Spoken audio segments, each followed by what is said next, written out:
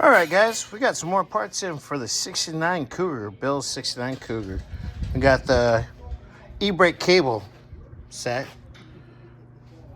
So once it comes back in and we start putting some stuff back together, these will be slapped in. Very nice. It came from Inline Tube. Very nice. Very nice quality. Oh, yeah, I bought the nice stainless ones because we don't want them getting rusty. Hey, Scotty. Sir. Look.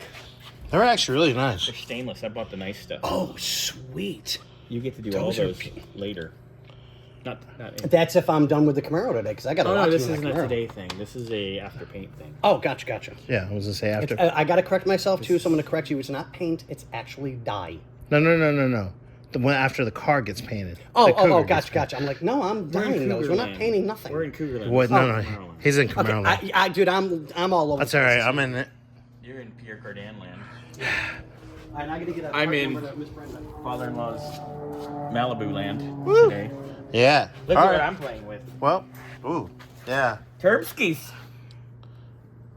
Very nice. Actually, very nice quality. That's beautiful. So, all right, guys. Well, we got a little off topic, but yep, there is the brake cable. So, see you later.